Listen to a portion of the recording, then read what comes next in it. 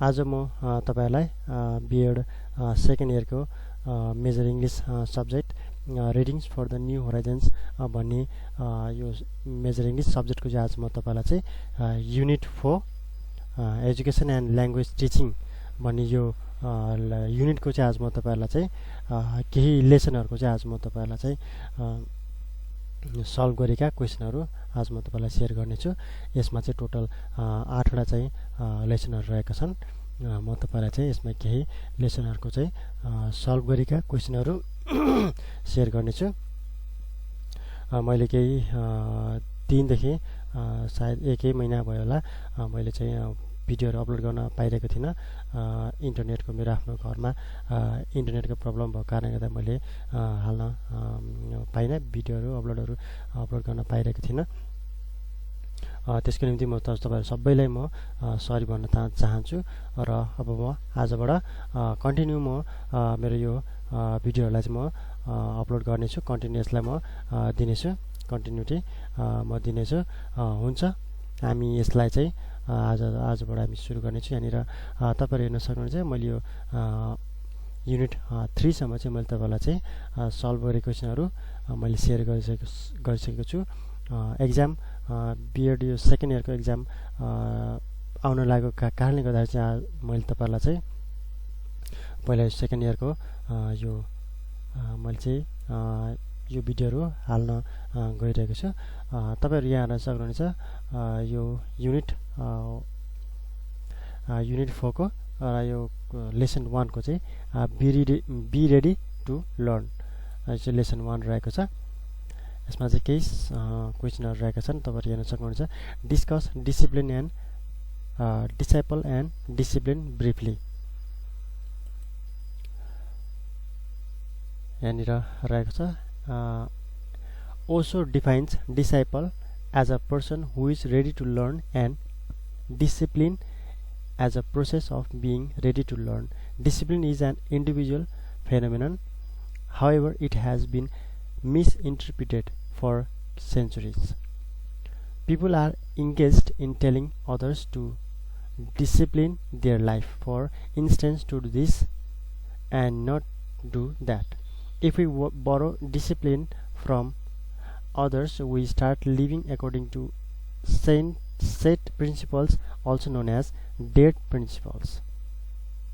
यो चाहिँ एकदम सर्ट रहेको छ, तपाईले अझ यसलाई एक्सप्लेन गरे पनि लेख्न सक्नुहुन्छ। त्यसैगरी क्वेशन नम्बर बी मा यहाँ रहेको छ according to Osho, the person who is knowledgeable is never ready to learn. Do you agree or disagree? The person who is knowledgeable is never ready to learn because he thinks that he already knows. Knowledge gives us the feeling that we are higher than others.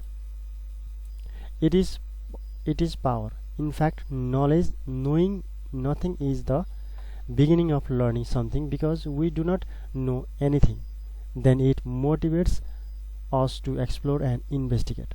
In order to keep learning and never become a knowledgeable man, our discipline has to come from our own heart. Also suggests us to live without thinking, without taking any reference to the past and future. Similarly, we should live with full of inconsistencies. Our creativity is based on our own originality and totality. In addition, it exists in individual freedom. We are at our creative best when we do things because we find joy in doing it.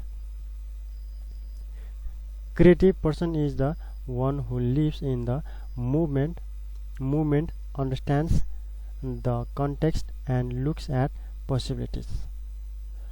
यो चाहिँ question number be को चाहिँ the person who is knowledgeable is never ready to learn भन्ने चाहिँ यसको सपोर्टमा चाहिँ यो चाहिँ लेखेको छ। तपाईहरु यसको अपोजिटमा पनि लेख्न सक्नुहुन्छ र डिसएग्री एग्रीमा तपाईहरु लेख्न सक्नुहुन्छ। त्यसरी क्वेसन नम्बर सीमा यहाँ रहेको छ according to Osho what are the 5 points regarding creativity Osho mentions 5 major points regarding creativity as given below ego is the enemy of creativity we are at our creative best when we do things because we find joy in doing it and because it has an intrinsic value to us when we do things with the purpose of gaining recognition and hence satisfy our ego creativity is limited our need for external validation for our work stops us from being receptive open and curious creativity is a paradox the more we try to be creative the less creative we will be conscious effort to be creative comes in our way to be creative because creativity flows the constraints help us to become creative however being is a state flow being with the work and being in the work is the key to be creative creativity means letting go of past too much reliance on our past stops us from being creative creative person is the one who lives in the moment understands the context and looks at the possibilities creativity is an inner game creativity stems from our love for the subject it stems from our passion to practice courage to try and learn by doing also believes that if our act is our love affair then it becomes creative creativity is the quality we bring to the activity we are doing it is an attitude an inner approach how we look at things whatsoever we do if we do it joyfully if we do it lovingly then it is creative creativity demands a lot of courage because doing something unconventionally requires us take risk be prepared for failure and learn from it there is also quotation that failure is the pillar of success त्यसै गरी question number यहाँ D मा हेर्न सक्नुहुन्छ distinguish between knowledge and wisdom also distinguishes knowledge from wisdom for him knowledge is the information whereas wisdom is transformation similarly knowledge is borrowed in contrast wisdom is one knowledge is ego fulfilling whereas wisdom happens only when the ego is totally dropped knowledge gives us the feeling that we are higher than others it is power for example if we have a postgraduate degree we feel better than those who don't have postgraduate degrees if we have a PhD we feel a little more egoistic if we carry a postdoctoral research of course we become very special if we have many degrees then we start feeling that we are not an ordinary person in contrast wisdom does not come from knowledge rather it comes through love it grows in heart thus it is a heart flower similarly wisdom has nothing to do with logic but it has everything to do with love knowledge depends on logic it can give us a false notion of being because knowledge is imitative for instance we can repeat beautiful saying of Jesus and if we go on repeating it long enough, then we will start believing on it. We will start thinking as if we know, but in reality we do not know at all. यो चाहिँ रहेको थियो D नम्बरको question. यो चाहिँ lesson 1 को मात्र रहेको छ, बी रेडी टु लर्न।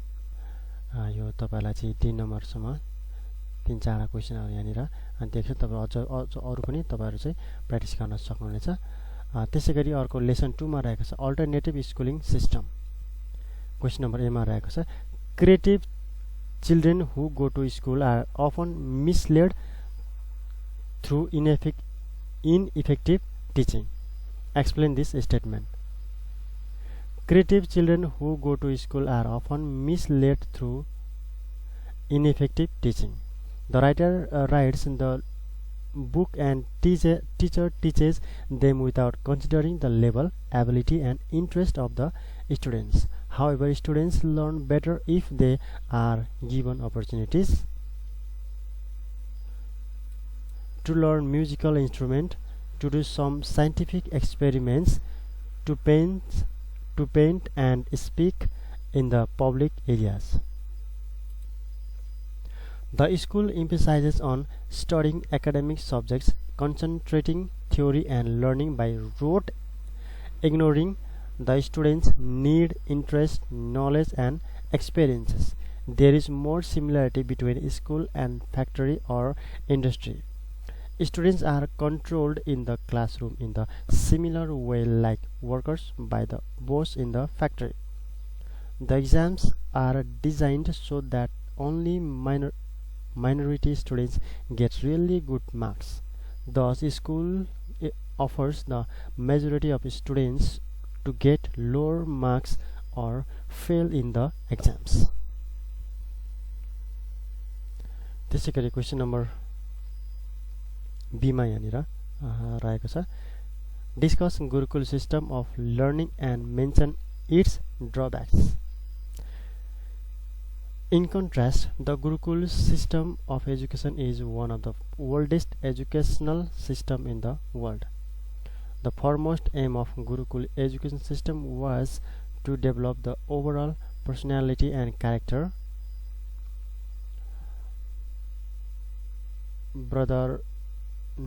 बृहदारण्यका उपनिषद यो चाहिँ मलाई अलि प्रनाउन्स गर्न गाह्रो भयो, ठिकै छ तपाईहरुले यसलाई प्रनाउन्स गर्नु होला. Upanishad prescribe the step of learning. They were shravan, manan and निधिध्यासन. यो चाहिँ रहेको छ, मलाई यो गाह्रो भयो प्रनाउन्स गर्नलाई. ठिकै छ. The teacher also knows as Acharya was not only the transmitter of knowledge but also affectionate father, effective teacher and a person of high moral and spiritual qualities. Many critics and researchers have criticized the Gurukul educational system.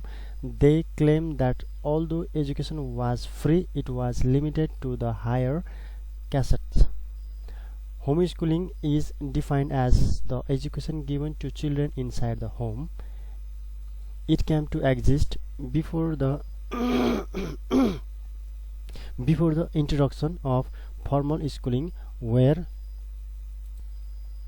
most childhood education was conducted by the family or community. Homeschooling is commonly used in North America.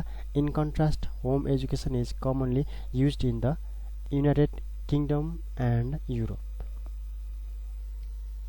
यो चाहिँ गुरुकुल सिस्टमको बारेमा चाहिँ रहेको छ. तपाईहरुले अझ धेरै यसलाई सर्च गरेर रिसर्च गरेर चाहिँ तपाईले चाहिँ यसलाई अझ एक्सप्यान्ड गर्न पनि सक्नुहुन्छ.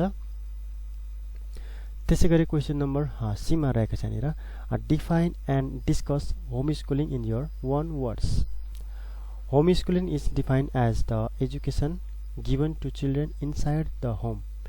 It came to exist before the introduction of formal schooling, where most childhood education was conducted by the family or community. Homeschooling is also known as a home education. American educator and critic John Holt coined the term unschooling in his magazine named Growing Without Schooling.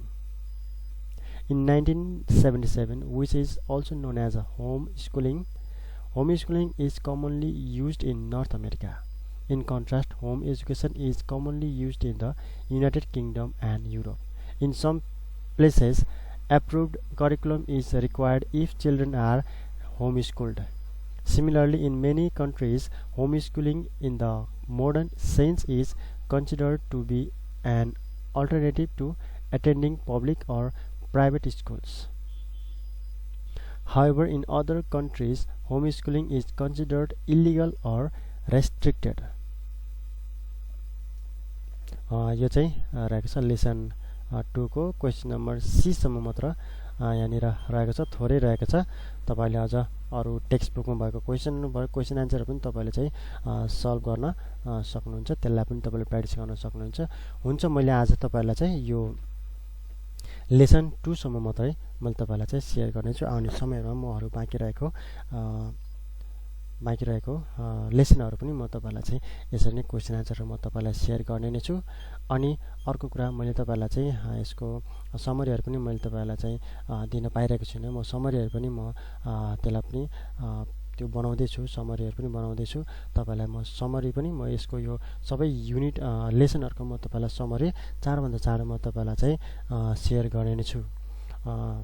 हुन्छ, आजलाई यति नै।